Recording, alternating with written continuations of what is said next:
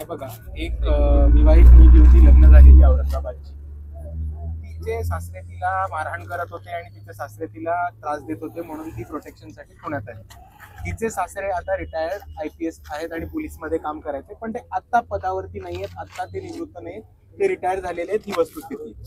ही मुलगी प्रोटेक्शनसाठी पुण्यात येते आणि आपल्या सर्वांना माहित असेल की हगवणे प्रकरण पुण्यात जेव्हा गाजलेलं, तेव्हा बऱ्याचशा सामाजिक कार्य करणाऱ्या मुलींनी आपले नंबर, आपले व्हॉट्सअप नंबर आणि आपले कॉन्टॅक्ट नंबर हे महाराष्ट्रभर व्हायरल केलेले की हगवणे प्रकरण परत कुठल्याही महाराष्ट्रामधल्या मुलीवरती होऊ नये.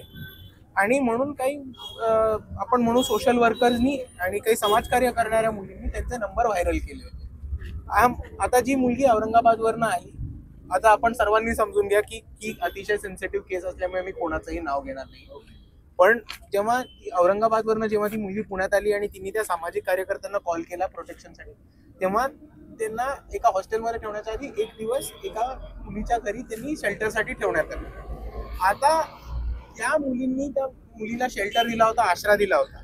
त्यांच्या घरी संभाजीनगरवरनं म्हणजे औरंगाबादवरनं पोलीस पलटण येते. ते कोथरूडच्या पोलीसचं कॉपरेशन घेतात आणि त्यांच्या घरामध्ये जाऊन धडती घेतात. आता त्यांनी घरामध्ये जाऊन त्या मुलींना घाणेरड्या भाषेत बोलणं, एका प्रकारे. एक महिला पोलीस होती, बाकी सगळे पुरुष इन्स्पेक्टर असताना त्यांच्या खोलीत घुसणं, त्यांच्या बाथरूममध्ये घुसणं, त्यांच्या घरात जाणं, त्यांच्या कपड्यांना हात लावणं, त्यांच्या अंडरगार्मेंट्स इनरवेअर्सना हात लावणं, हा प्रकार पुरुष पोलिसांनी केलाय. तेवढंच नाही तर त्या मुलींना मुर्दार मारहाण सुद्धा केली. जेव्हा त्या पोलिसांना विचारलं की तुम्ही मारहाण का केली, आम्हाला मारताय कशाला, तुम्हाला कोणता अधिकार आहे, त्या पोलिसांनी त्या पोरींना उचलून पोलीस स्टेशनमध्ये नेलं. पोलीस स्टेशनमध्ये वेगळी मारहाण केली, वेगळी जातीवाचक वागणूक दिली.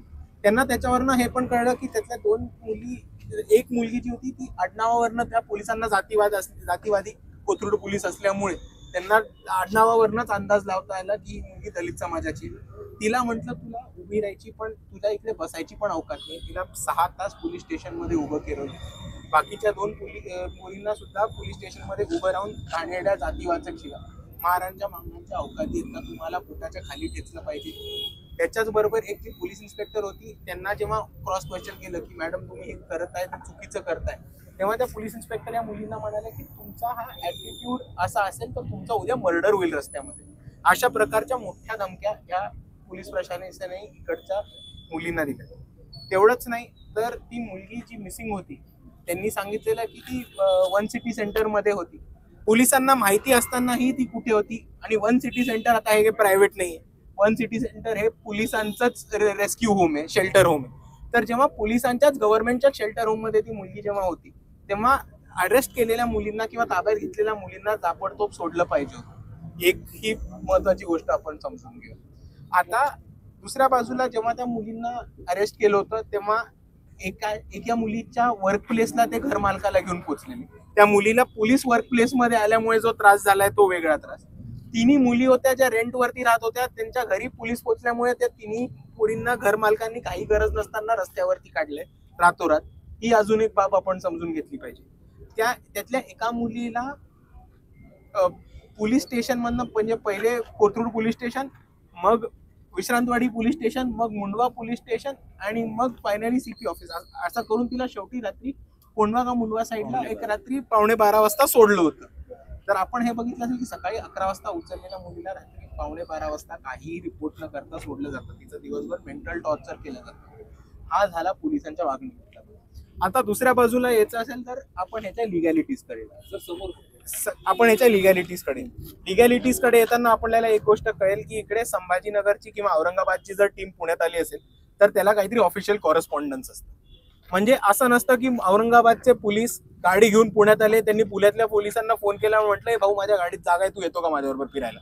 असं नाही होत. ऑफिशियल कॉरेस्पॉन्डन्सचा आसरा दिला होता.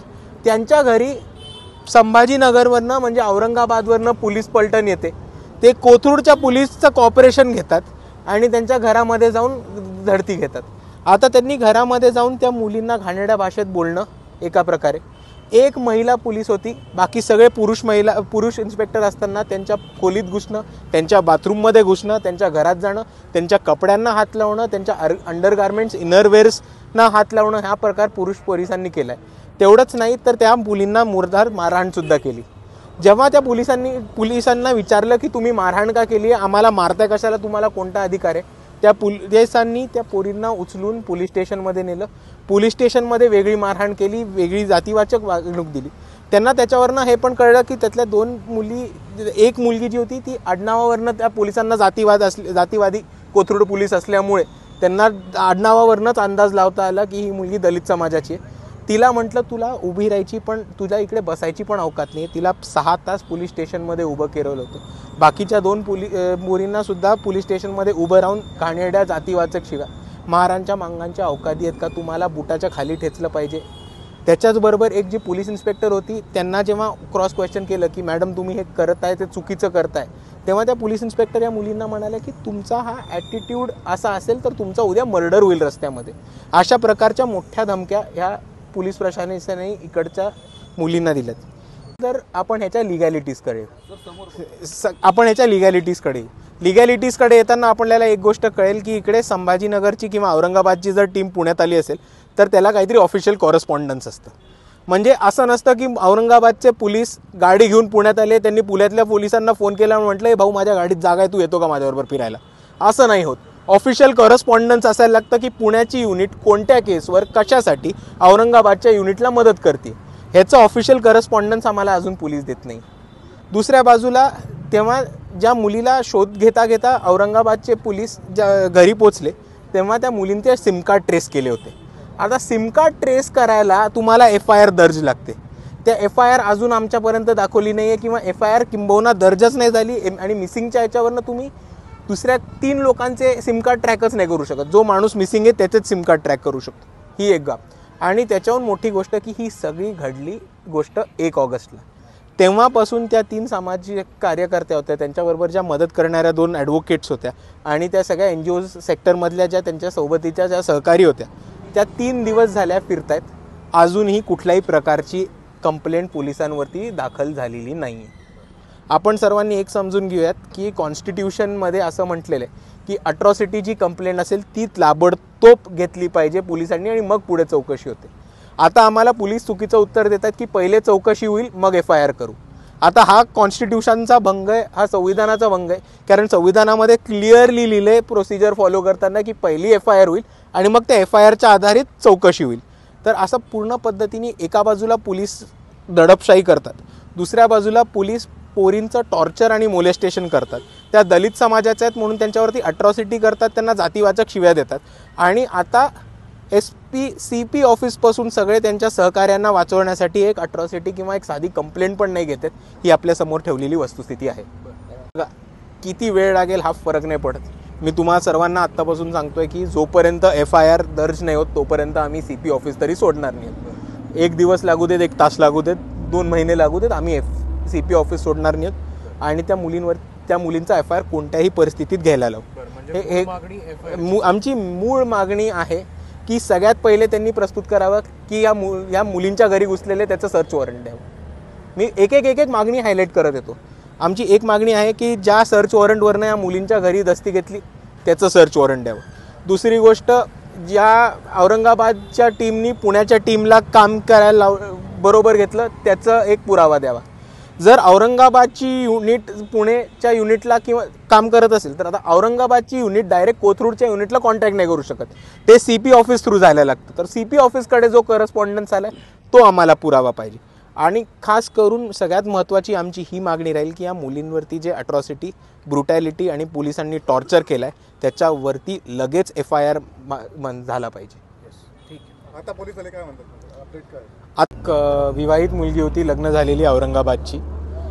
तिचे सासरे तिला मारहाण करत होते आणि तिचे सासरे तिला त्रास देत होते म्हणून ती प्रोटेक्शनसाठी पुण्यात आली. तिचे सासरे आता रिटायर्ड IPS आहेत आणि पोलीसमध्ये काम करायचे, पण ते आत्ता पदावरती नाही आहेत, आत्ता ते निवृत्त नाही आहेत, ते रिटायर झालेले आहेत. ही वस्तुस्थिती आहे. ती मुलगी प्रोटेक्शनसाठी पुण्यात येते आणि आपल्या सर्वांना माहिती असेल की हगवणे प्रकरण पुण्यात जेव्हा गाजलेलं तेव्हा बऱ्याचशा सामाजिक कार्य करणाऱ्या मुलींनी आपले नंबर, आपले WhatsApp नंबर्स आणि आपले कॉन्टॅक्ट नंबर हे महाराष्ट्रभर व्हायरल केलेले की हगवणे प्रकरण परत कुठल्याही महाराष्ट्रामधल्या मुलीवरती होऊ नये. आणि म्हणून काही आपण म्हणू सोशल वर्कर्सनी आणि काही समाजकार्य करणाऱ्या मुलींनी त्यांचे नंबर व्हायरल केले होते. आता जी मुलगी औरंगाबादवरनं आली आता आपण सर्वांनी समजून घ्या की ही अतिशय सेन्सिटिव्ह केस असल्यामुळे मी कोणाचंही नाव घेणार नाही. पण जेव्हा औरंगाबादवरनं जेव्हा ती मुलगी पुण्यात आली आणि तिने त्या सामाजिक कार्यकर्त्यांना कॉल केला प्रोटेक्शनसाठी, तेव्हा त्यांना एका हॉस्टेलमध्ये ठेवण्याच्या आधी एक दिवस एका मुलीच्या घरी त्यांनी शेल्टरसाठी ठेवण्यात आलं. आता त्या इथे बऱ्याच इतर पक्षाची लोकंसुद्धा आलेली आहेत आणि त्याचबरोबर वंचित बहुजन आघाडीचे पदाधिकारी आहेत. कालपासून आम्ही इथे आहोत. आम्ही सर्व इकडे थांबून राहू. पण काही कारवाईच होत नाही, वरिष्ठ स्तरावरून होत नाही, CP स्तरावरून होत नाही. तुम्ही किती वेळ असं बसणार? त्या मुली आता 3 दिवस झाला सगळा संघर्ष करतायत. मग नेमकं काय आलंय? काय अधिकारी चर्चा करतात? आज CP तर आता इथं नाही आहेत, वरिष्ठ अधिकारी सुद्धा कोऑपरेट करत नाही. त्याला जबाबदार कोण आहे? त्याला जबाबदार इकडची सरकार आहे. कारण माझं सरळ म्हणणं आहे की पॉलिटिकल बॅकिंग नसल्याशिवाय इतकं कोणी माजुरडेपणा करणार नाही. हा माझा सरळ म्हणणं आहे. जोपर्यंत पॉलिटिकल बॅकिंग नसेल तोपर्यंत औरंगाबादची टीम पुण्यात येऊन हा राडा करणं, मुलींना छळ करणं, मुलींच्या घरात घुसणं, जातीवाचकपणे त्यांना टॉर्चर करणं आणि त्याच्यानंतर 3 दिवस FIR पण नाही दर्ज करणं, ह्याला संबंध पॉलिटिकल बॅकिंगचा आहे. आणि आपल्याला ठामपणे दिसतंय की एक मनुवादी ताकद इकडेच सत्तेत आली आहे आणि ते पोलिसांची या जातीवादी वागणुकीला पाठीशी घालते. 46 तास आम्हाला लागतील चौकशी करायला. आम्ही त्यांना सरळ म्हटले की ते आम्हाला मंजूर नाही. तुम्ही FIR आत्ताच्या आत्ता दर्ज करून घ्या. तुम्ही 48 तास घेत असाल तर आम्ही हे पकडू की तुम्ही FIR दाखल करायला आम्हाला सरळ नकार देताय. आणि जर ती परिस्थिती असेल तर आमचा पोलीस प्रशासनावरचा विश्वास उठून रस्त्यावरच्या लढाईवरती विश्वास येईल.